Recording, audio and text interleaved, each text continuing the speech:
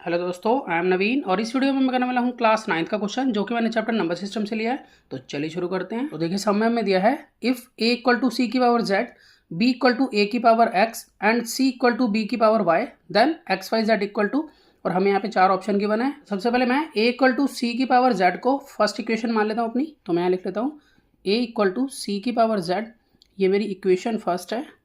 और यहाँ पर b इक्वल टू a की पावर x को इक्वेशन सेकंड मान लेता हूँ मैं, और c इक्वल टू बी की पावर y को इक्वेशन थर्ड मान लेता हूँ।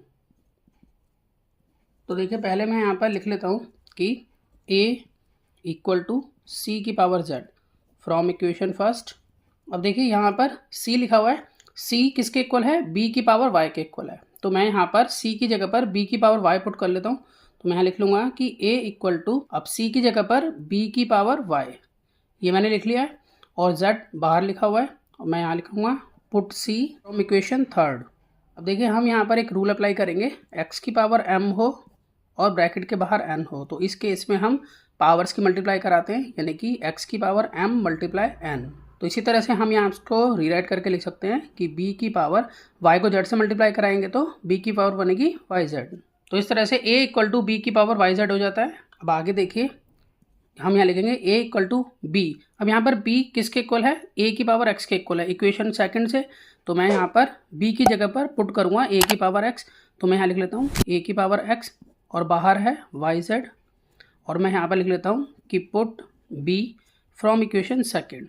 अब आगे हम यही रूल अप्लाई करेंगे दोबारा से। अब ये जो पावर में x है इसको मल्टीप्लाई कराएंगे yz से। तो हम इसको रीराइट कर लेते हैं कि a इक्वल टू a, यहाँ पर दोनों की मल्टीप्लाई होगी तो एक्स वाई जेड हो जाएगा। अगर हम देखें इसके ऊपर कुछ भी पावर नहीं है तो 1 मानी जाती है। तो अगर हम यहाँ ध्यान से देखें तो यहाँ दोनों तरफ बेस सेम है, यानी कि दोनों तरफ बेस जो है वो a है, तो पावर भी एक दूसरे के इक्वल होंगी अगर बेस सेम होते हैं। तो मैं यहाँ लिख लेता हूँ कि since base same then exponent also equal. तो यहाँ पर मैं लिख सकता हूँ अब कि यहाँ पर 1 equal to x y z.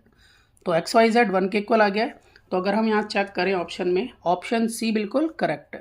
तो मैं आशा करता हूँ कि आपको सम समझ में आया होगा। इसी तरह के बहुत से सम्स क्लास 9th के लिए पहले से अपलोड हैं, आप उन्हें देख सकते हैं। तो मिलते हैं नेक्स्ट वीडियो में और नए सम के साथ, तब तक के लिए गुड बाय।